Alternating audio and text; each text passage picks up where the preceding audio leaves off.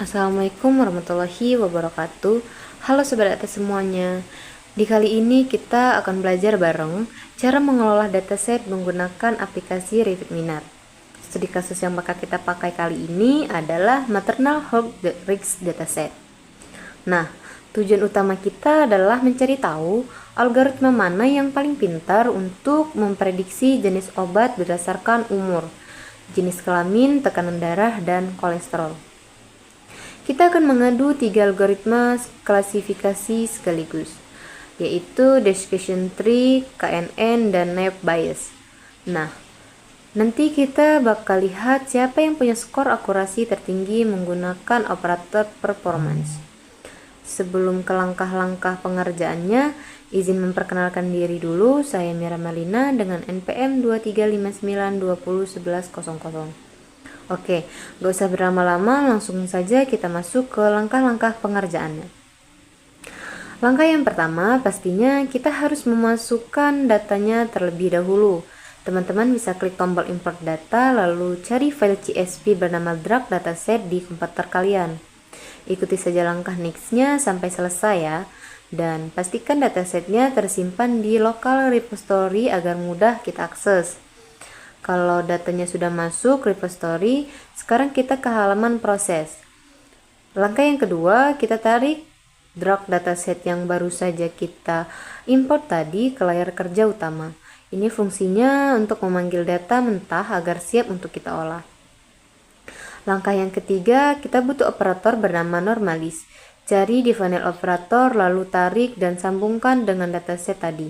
Kenapa harus dinormalisasi? Simpelnya supaya angka-angka di data yang kita punya standar skala yang sama.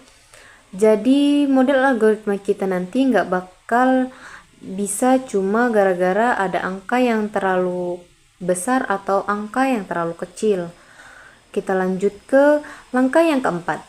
Kita pakai operator setrol. Di sini kita kasih tahu RevidMinar kolom mana yang mau diprediksi.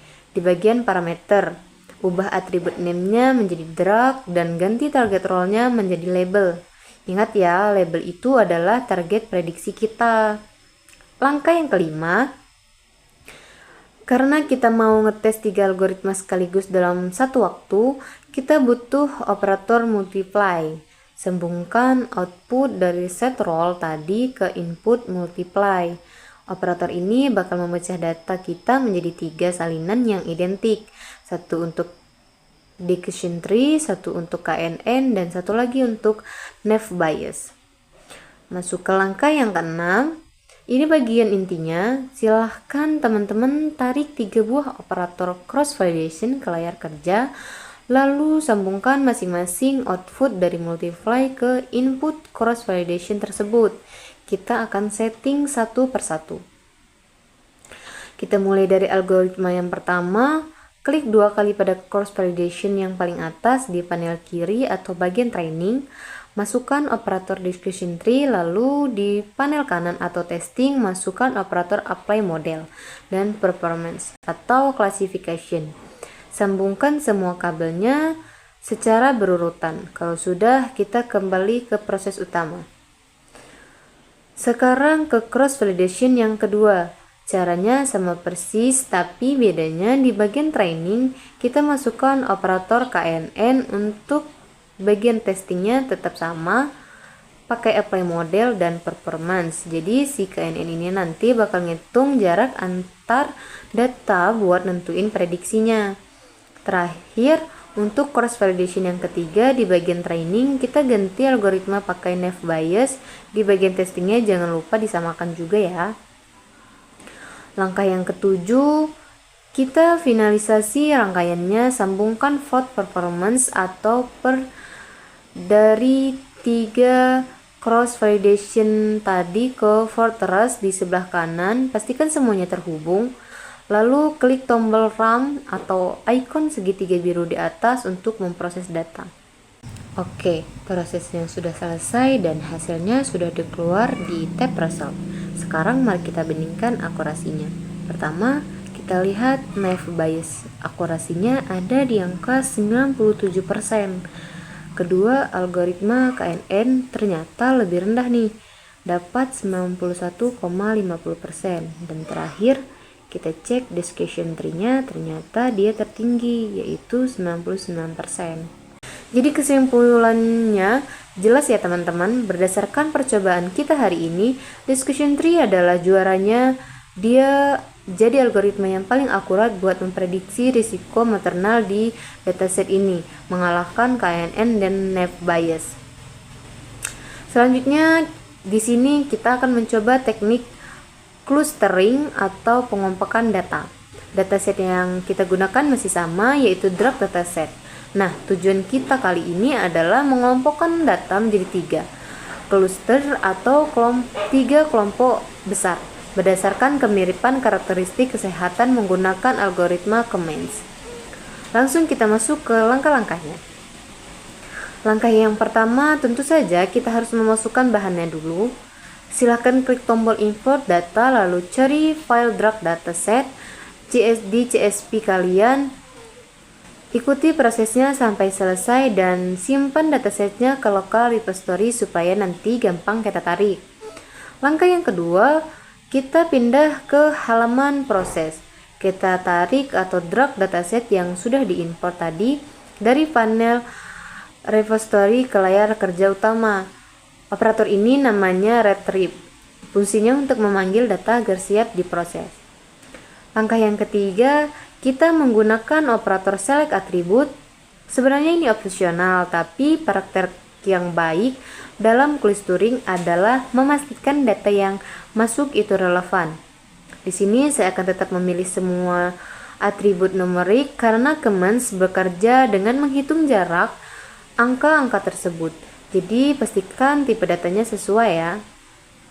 Langkah yang keempat, dan ini hukumnya wajib kalau pakai Cummins, yaitu menambahkan operator normalis. Kenapa?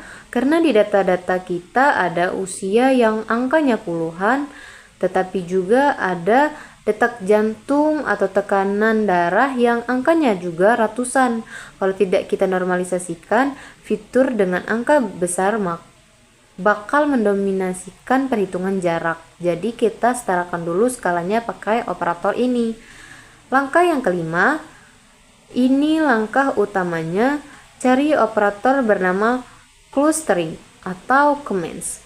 Lalu sambungkan dengan output normalis tadi. Nah, perhatikan di bagian panel parameter sebelah kanan, di situ ada parameter K. Karena target kita kali ini ingin membagi data menjadi 3 kelompok, maka angka K-nya kita ganti dengan angka 3. Untuk parameter lain seperti mix runs kita biarkan default saja.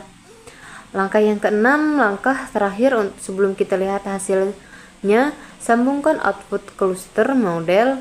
Biasanya Ford bertulisan clue ke prod res di sebelah kanan. Jangan lupa sambungkan juga prod example set kalau ingin melihat data detailnya. Kalau semua sudah tersambung, klik tombol run. Oke, prosesnya sudah selesai. Sekarang RapidMiner sudah menampilkan hasil cluster modelnya. Teman-teman bisa dilihat di sini data kita yang totalnya ada 200 baris sudah otomatis dibagi menjadi cluster. Cluster 0 ini yang paling banyak, isinya ada 82 data. Cluster 1 ini yang paling sedikit, cuman ada 41 data. Dan cluster 2 isinya ada 77 data. Artinya apa? Artinya RapidMiner menemukan bahwa 83 orang di cluster 0 mempunyai kemiripan satu sama lain, yang membedakan mereka dengan orang-orang di cluster 1 dan cluster 2. Untuk detailnya kita bisa lihat di contrast table. Cluster 0 yang terbesar ini bisa kita asumsikan sebagai profil yang paling umum atau pola standar di dataset ini. Cluster 1 ini mungkin memiliki karakteristik kesehatan tertentu. Cluster 2 yang paling sedikit jumlahnya biasanya berisi data-data yang nilainya agak ekstrim atau sangat spesifik dibandingkan dua kelompok lainnya. Kita juga bisa cek tab graph untuk melihat penyebaran titik-titik data secara visual. Nah, demikianlah video dari saya. Semoga videonya bermanfaat dan mudah dipahami. Terima kasih banyak yang sudah menonton. Saya akhiri, wassalamualaikum warahmatullahi wabarakatuh.